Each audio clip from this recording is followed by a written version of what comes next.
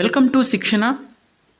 సింధు నాగరికతకి సంబంధించి political boundaries మనకి ఎగ్జామ్స్లో చాలాసార్లు అడగడం జరిగింది.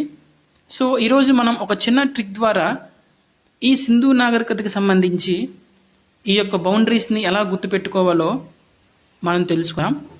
సో ముందుగా మనం సింధు నాగరికతకి సంబంధించి పొలిటికల్ మ్యాప్ని ఒకసారి అబ్జర్వ్ చేసినట్లయితే, సో ఇది మన ఒక ఇండియా, అప్పట్లో ఉన్నటువంటి పాకిస్తాన్ రెండు కంబైన్డ్ ఏరియా.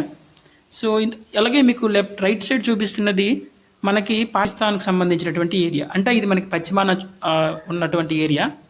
సో ఇప్పుడు మనం ఈ బౌండరీస్ని ఒకసారి మనం చూసినట్లయితే, సో ముందున దక్షిణాన అంటే మనకి ఇండియాకి బాటమ్ సైడ్ చూసినట్లయితే, సో మహారాష్ట్రలో ఉన్నటువంటి దైమాబాద్, అలాగే పశ్చిమాన పాకిస్తాన్ వైపు ఉన్నటువంటి సూత్క జెండార్, అలాగే తూర్పున యూపీలో ఉన్నటువంటి ఆలంగీపూర్, అలాగే జమ్మూ కాశ్మీర్ అంటే నార్త్లో ఉన్నటువంటి మండా. సో ఈ 4 బౌండరీస్ మధ్యలో ఉన్న ప్రాంతం అంతా కూడా సింధు నాగరికత విరజిల్లిన ప్రదేశాలు అన్నీ కూడా అందులో ఉంటాయి ఆ యొక్క బౌండరీ ప్లేస్లో.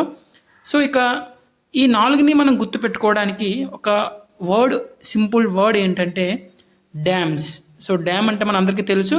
సో డ్యామ్స్ అనే ఒక వర్డ్ ద్వారా మనం ఈ 4 ప్లేసెస్ని ఈజీగా గుర్తుపెట్టుకోవచ్చు. సో ఇందులో డి అంటే దైమాబాద్. సో ఇది దక్షిణాన ఉంటుంది దైమాబాద్, అది ప్రజెంట్ మహారాష్ట్రలో ఉంది. అలాగే ఏ అంటే ఆలంగీపూర్. సో ఈ ఆలంగీపూర్ అనేది మనకి తూర్పున ఉంటుంది యూపీలో. అలాగే మండా ఆర్ మందాకిని, సో ఇది మనకి జమ్మూ కాశ్మీర్లో ఉంటుంది, ఇది ఉత్తర భాగాన ఉంటుంది. అలాగే పశ్చిమాన ప్రజెంట్ పాకిస్తాన్లో ఉన్నటువంటి సూత్క జెండార్, అంటే ఎస్ ఫర్ సూత్క జెండార్. సో ఇలాగ డ్యామ్స్ అనే వర్డ్ ద్వారా మనం ఈ యొక్క 4 ప్లేసెస్ని ఈజీగా, ఎలాంటి కన్ఫ్యూజన్ లేకుండా మనం ఈజీగా గుర్తుపెట్టుకోవచ్చు. సో ఇది చాలాసార్లు ఎంతవరకు వ్యాపించి ఉంది అనే ఈ ఒక విషయం మీద ఎగ్జామ్స్లో క్వశ్చన్స్ అడగడం జరిగింది. సో ఇటువంటి మరిన్ని ఈజీ ట్రిక్స్ కోసం ఈ యొక్క ఛానల్ని సబ్స్క్రైబ్ చేయడం